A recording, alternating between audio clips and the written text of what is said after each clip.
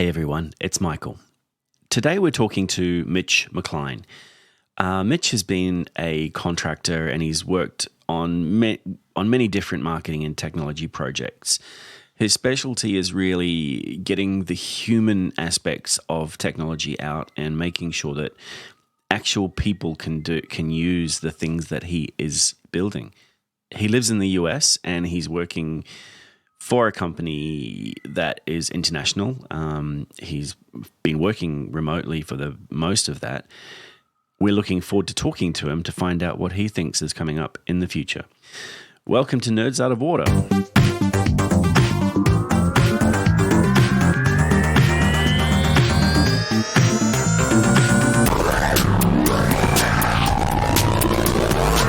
Hi Mitch, how are you doing today? Doing well, thanks. How are you? Very good, very good. Do you just as an introduction, do you want to tell us a bit about yourself and how you got to where you are now? Give yourself a bit of a plug. So 12 years ago, I got a job with no experience whatsoever at a design agency in Fort Lauderdale, Florida. From there, I taught myself basic web development, ended up running, like half a dozen or more accounts for different ones of their clients that were just solely my responsibility. After doing that for about 4.5 years, I started contracting for them and a few other agencies. So since then, I've just been working for myself. The last 6 years, I've worked for an organization that Michael, we used to work at together.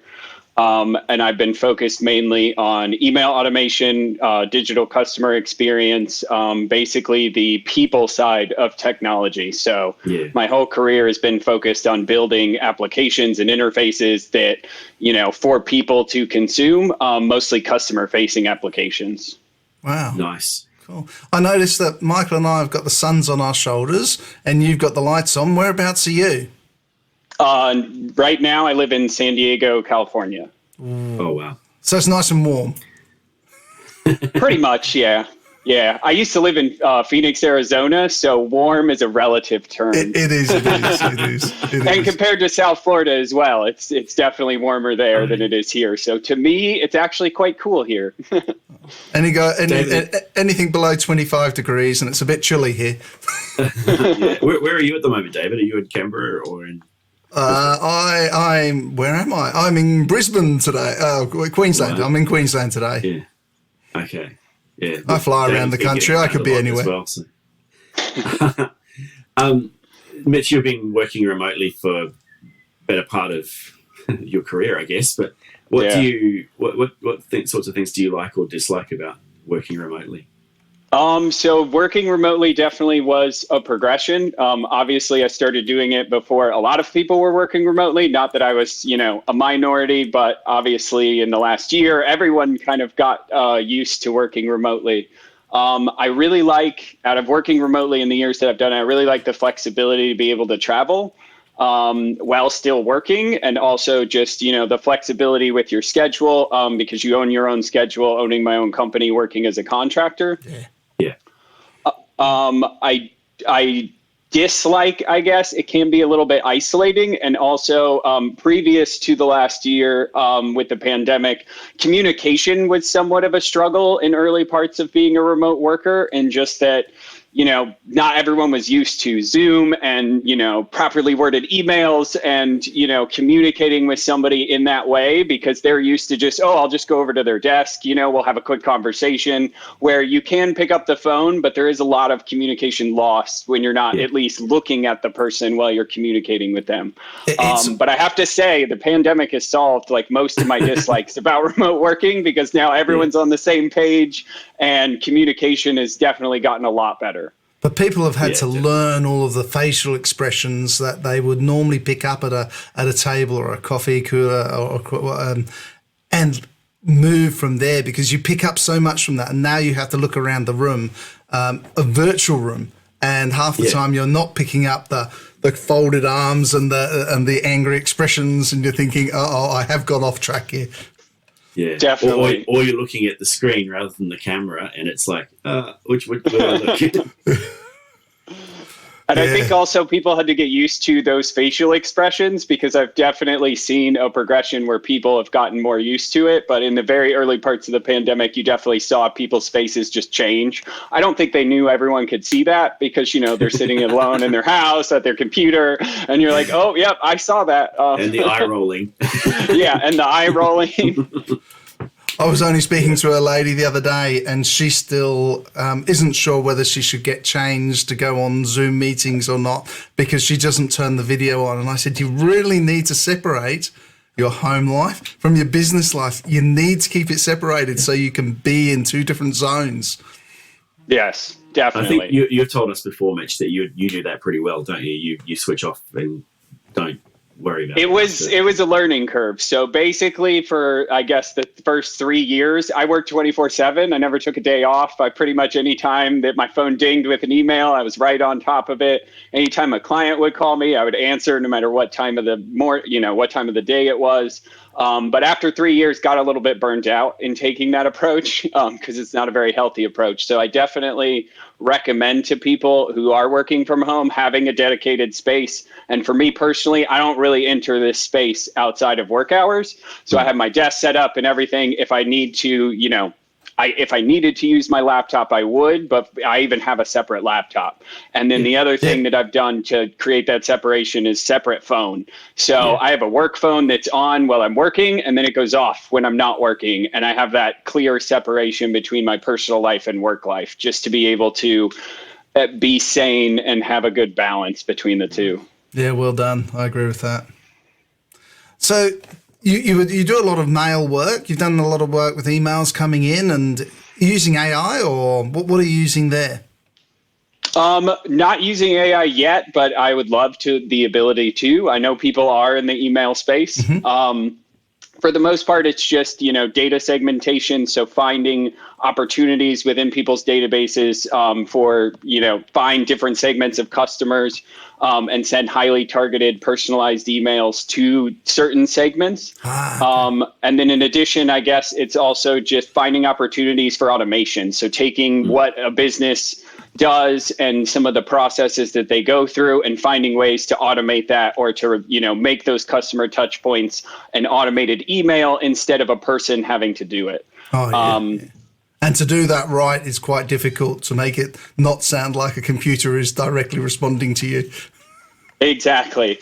The inbox definitely is a lot more of an intimate space, if you will, than the web. And people expect that intimacy, and they expect that personalization. They expect that more human interaction out of their email. I don't think many people know that basically, like, none of those emails were written just for you. But we like to try to find and make things as relevant as possible, and find that point in the customer journey when that message is the most relevant. So it's a tricky game to play, and you're obviously not going to hit everyone, in that part of their journey. But, luckily data gives us the opportunity to be able to know where they're at in their customer life cycle and customer journey, and maximize on that at the right time. It sounds like you really get excited about that sort of that thing, because you just people won't be able to see this, but I can see your face, and it's full of eagerness and excitement. Yeah, out of all the different roles I've done, everything from web development, analytics, a bunch of other different roles, email is definitely the one I love the most. Also, partially because of the challenge. Like, it's not dynamic, it's not in real time. You're sending out a static user, static experience to these people's inboxes. And I also appreciate the human connection that the inbox offers that the web really doesn't. People are a lot more guarded on the web, but once you get into their inbox, that guard kind of lowers a bit. And I've always kind of found that fascinating, and really get excited about all email projects, probably more so than web or anything else. Cool. And it might be overstating it, but you've become a bit of an ambassador for Litmus as well, haven't you? Yes, I have. I actually owe part of my whole email journey started with Litmus. So at the agency I work for in Fort Lauderdale, they came to me after our web developers completely failed to build an email properly.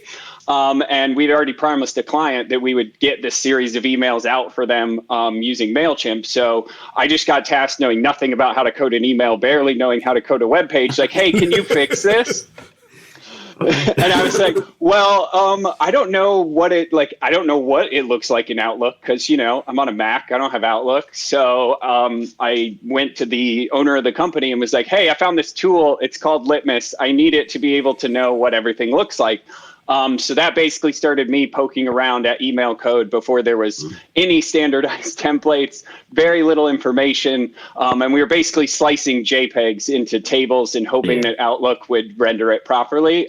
So my whole email journey started with Litmus, and I've been using them solid throughout my career for the last 12 years. Nice. Yeah, I mean, I think it's a great tool as well. We both use it quite considerably, and I mean, I've seen the article that you had on their website, which was amazing, and it's nice. Congratulations on that. Thank you, appreciate it. That was a lot of fun. What part does user experience? I mean, you were talking about how the personalization and the intimacy of the inbox. What part of the user experience do people play in when you're designing this technology? I mean, I'm completely biased, but I guess all technology that I work with and create professionally has people at the forefront of the focus. I mean, there is definitely software out there that is built to basically be consumed by other software. So you're producing data to be consumed by other, software that then eventually ends up with a user way down the line. Where I like to stay in my career, I focused more on that customer facing experience.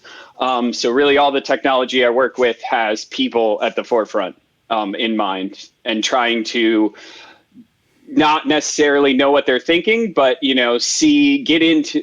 tap into how something might be perceived, to make it as easy and intuitive as possible, but also, back to the inbox and trying to find the most relevant message at that time. So you're kind of trying to get in the heads of these people and try to figure out how to deliver exactly what they're looking for, even though they didn't know that they needed it yet. Yeah, I know that when I look at my personal, well, either of my inboxes, they are, especially my personal ones, absolutely full. And to choose the ones to read, it would be very difficult. That whole digital experience of that's evolving, how do you see that going from here? How do you see email digital experience evolving from here? We're potentially already, I guess, starting the transformation of email. Google adopted AMP for email, so it's accelerated mobile pages.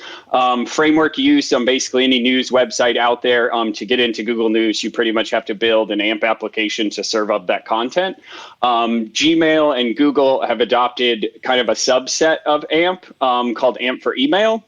And basically what it allows you to do is build, instead of having those static experiences, fully interactive experiences. So we can tap into now, and I've built some, interactive like sliders and different components. But with AMP for email, you could actually, do asynchronous calls to data, have people do transactions, complete forms, dynamic pricing, any of the abilities that you have with JavaScript on the web, you can find a way to adapt into AMP for email. So hopefully that will be the email.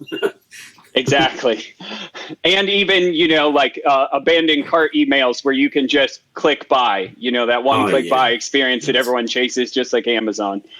So hopefully as that technology kind of evolves and gets adopted, Gmail is about 28% of the global market share of email clients. I mean, with that much usage, once those users start to see that, other email clients will hopefully adopt that technology, and we can kind of start moving in past the static experience into a more dynamic and, content rich experience.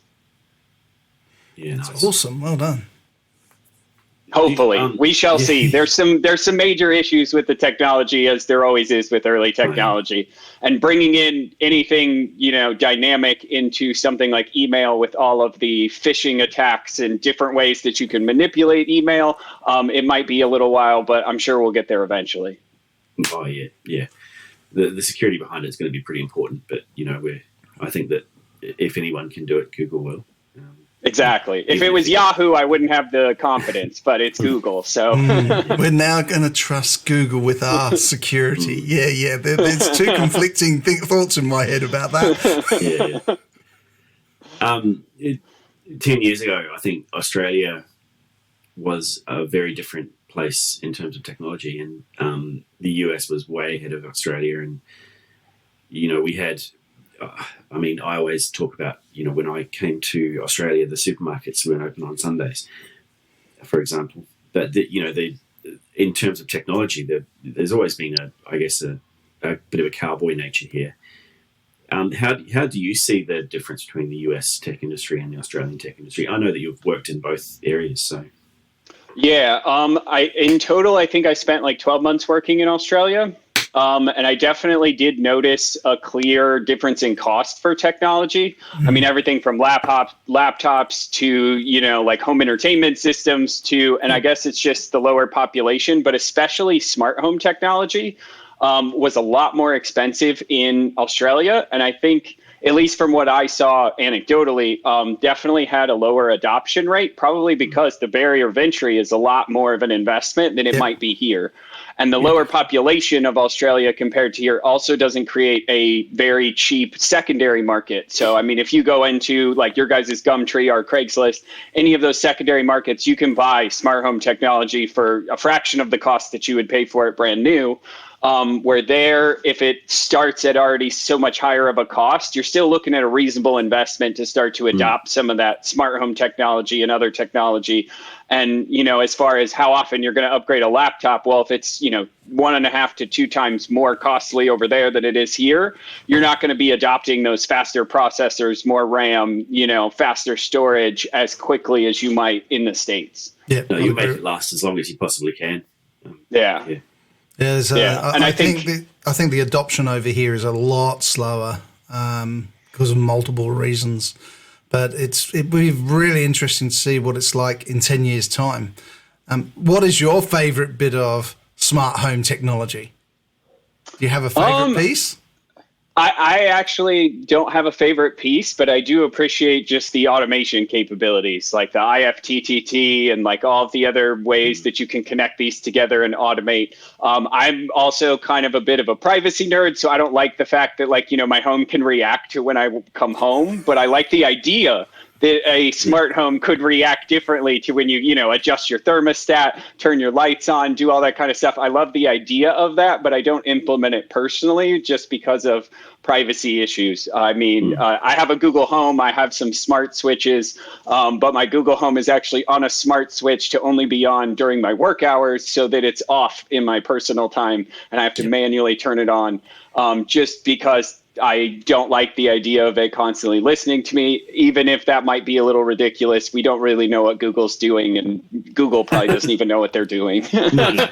And what did we say about Gmail a few minutes ago and looking after our security? Yes. Well, I guess security and privacy are quite different to me, but are the same in a way. Like, using Gmail, I'm not under the illusion that they aren't crawling through every interaction that I do within my email, everyone who's emailing me, what I engage with, what I don't. Like, they definitely are crawling all that data just like they do the rest of the internet that we all end up reaching. But from a privacy standpoint, also, like, I don't. I'm not a big person on social media, so I don't really use technology in that way. Outside of that, like, I mainly just use technology on a personal level, to be perfectly honest, or professional level, not really on a personal level too much. Yeah, understood. Yeah, I'm working on a project at the moment, and I needed to download TikTok, which I'm not exactly happy about because I don't need another. I don't need another thing in my life that's going to waste time. And I've managed to find that maybe 90% of the content on there is totally relevant, dumb, stupid, all of those words. But there's 10% where I'm going, oh yeah, that's kind of funny, or oh yeah, I can learn something from that. But man, it's just not. Yeah, but you don't need this stuff. But you, or us, all three of us, as a 35-plus-year-old peoples, we look at it and go, that's just dumb. I look at 13-year-olds and 11-year-olds who go, wow, and spend hours just trolling through it and go, it's completely different mindset. And that whole digital experience. Back in my day, we had MySpace. Well, I mean, equally nowadays, the 40, 50, 60-year-olds are all on Facebook. So, yes, I mean, yeah. I personally go on Facebook and don't understand why people would want to consume the nonsense that's clearly nonsense, but yet people do. Yeah. Yeah. You've got to share photos of the dogs with their grandparents. That's why. Yeah. Well, my 80-year-old mum, when she was alive, used to fundraise through Facebook. Oh, yeah. Because whenever she'd go on a trip, she would do her little knitting and all of her little teddy bears, and then she would stick them on Facebook and people would buy them. But she didn't know about Facebook Marketplace. Yeah. Mitch, what's changed for you in the technology space? Is there something that you possibly can do now that you wouldn't have been able to do until recently? I mean, everything that I'm doing now in email was kind of a pipe dream back when I started. But I guess one example that kind of stands out for me is more on the website. I'm working on a side project that's going to be an iOS and Android app. And we're actually using Ionic to be able to build it. And Ionic, you just build a Angular app. So I get to write HTML, CSS, JavaScript, use the Angular framework that I'm already familiar with, and I'm actually able to build a iOS and Android app. So the idea of that even 5 years ago wasn't really possible. There were some like transpiling type libraries, but back then even they were very clunky. But the idea of being able to take my skills that I've been building, in building web interfaces and apply that to an app without having to learn Objective-C or Swift Java or anything else. And just that level of abstraction, I never would have thought at the beginning of my career would ever be possible. No, there's going to be little black boxes that connect everything soon. But I've always thought Android, Apple, completely separate, never needed the two together. Yeah. And also, I guess, as far as email, I mean, the AMP for email that I mentioned, never thought that we would ever get any sort of JavaScript-like functionality in email. Inside email, no, God. Yeah, never would have thought that would ever happen for the security reasons, but also just because email doesn't really evolve. It's basically the same technology we've been using for the last, 15 years, 20 years, maybe even longer. Email hasn't changed all that much in its foundation, where the web has changed dramatically in its foundation. I mean, JavaScript today is nothing like JavaScript at the beginning of my career. It's actually quite useful now. It didn't used to be. It's still structured poorly, but still structured poorly, and you can still make a lot of mistakes very easily, but it's a lot better than it used to be. I mean, even the progression in some of the other languages that I used to use a lot more but don't now. I mean, PHP was very unstructured 12 years ago when I was using it on WordPress sites, and now, I mean, it's just grown in sophistication and added some of that structure and some of those mechanisms to really kind of change the way that not only we write it, but it changes the result for the user as well. So over the last 12 months, with the massive increase of phishing emails going out, how's that affecting your emails that you're sending out? How are you really trying to separate, I'm not a phishing email, I'm a real email, even though I'm automated at the same time? Sender, it's basically like sender authentication. So there's different methods that you can do as a bulk sender to kind of get better reputation with each one of the major email clients, but also to kind of avoid spam filters for some of the more, business instances of email, because you can use different types of spam filters that aren't necessarily out there just from the major Gmail, Yahoo, Microsoft. Mm-hmm. And then the other thing I think is just keeping your content consistent and making your brand consistent. So if people come to your emails and they get a completely different experience or a completely different tone of voice, I think that people would be a little more skeptical of that email being a little bit suspicious. But definitely just those authentication methods that are out there as just a best practice for bulk sending will keep us kind of safe from being, as those spam filters get increased, will keep us in the inbox in the long term. Yeah, as the treasurer of a very large not-for-profit organisation, I get so many emails that state it's from a very good friend of mine, but actually has their name in it, and it looks like it's coming from them, and they say, could you give me a quick call? Could you just respond to this? And I get probably 2 or 3 a day, all perfectly named. But if you click on the email address, you can see some really interesting statements. Yeah, it's become a very big problem, isn't it? And I think, email has kind of seen different waves of spam kind of blowing up and of phishing attacks blowing up and all these different, methods that have kind of evolved on the black hat side. There's always kind of a balance. And ultimately, I think like email is such a foundation for business, but also in personal life. It's your entrance to the internet. Without an email address, you can't really have an account with any application out there. You could still use Google, but you can't use Facebook. There's very few applications that you can actually, it's kind of your entrance to the internet. So I think that as much as, the black hat side is ramping up to try to exploit, the white hat side is going to kind of counteract that in every way that they can, to try to keep email as safe as it can be, knowing that, it's definitely not the safest means of communication. That's I agree. Absolutely awesome. Yeah. Mitch, we have 3 questions that we ask everyone. I know you've listened to this before, so you know what these questions are. And what would you do anything differently if you had a chance in your career? No, I don't think I would. Kind of based on the same idea, and I'm sure you guys are familiar with this. With software, you change one thing, you get an unintended consequence of something else changing that you didn't intend. And I'm very happy with the way my career has gone. Although I didn't set out to do any of this, I kind of fell into it. I am happy with where I ended up, and I wouldn't really change anything about my career. Brilliant. If you weren't doing what you're doing now, what would you have been doing? Originally, I was going to be a sound engineer, but I kind of quickly abandoned that to be a developer. So I guess if I go even further back, I would probably be something to do with herpetology or field research. I love being out in nature, and I've had a weird, odd fascination with the things that everyone hates, being lizards, snakes, amphibians, all the things that everyone's scared of. I didn't get that. For some reason, I didn't get that when I was a kid. So maybe I would be doing something with that. Do you step into that now at all? Do you go out for long walks? Do you go out to visit nature and to do your little bits of herpetology here and there? Yeah. We had a holiday weekend. I hiked 34 miles across different parts of the Sierra Mountains. So I hiked pretty much every weekend.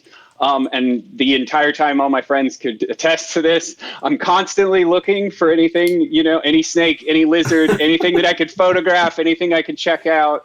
That's kind of always my main goal when hiking. Secondary, I guess, would be just the nature and the quiet. And, I grew up in the country, so I appreciate that, like slower pace, less noise, just quiet. Yeah. Serenity. Oh, yeah.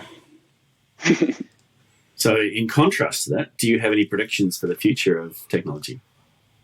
Somewhat. I'm not sure that it's a prediction. It's more, I guess, of a hunch potentially. So we're already seeing privacy awareness kind of in the last 2 years between GDPR, CCPA. They keep adding, I guess, on like every few months, there's a new privacy law that's kind of modeled after that.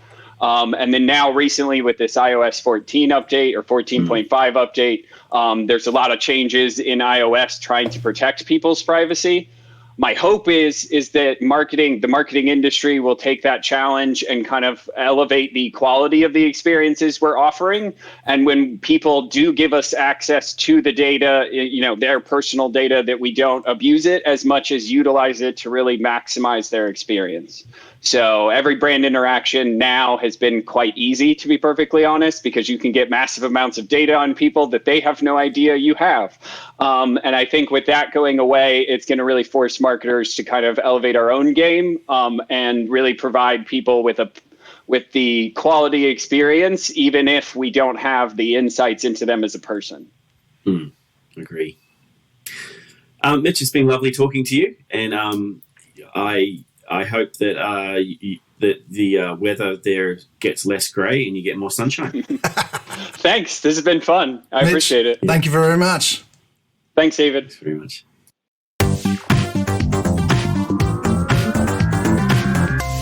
What's that? Do you continue saving your password in an Excel spreadsheet? Well, my friend, either your habits need to be changed or you are going to be exposed to a cyber attack very soon. At TeamScale, we have decades of experience assisting our customers in securing their business and optimizing their process, making them more competitive in the market. Be bold, be smarter, be faster with TeamScale. Visit teamscale.com to learn more.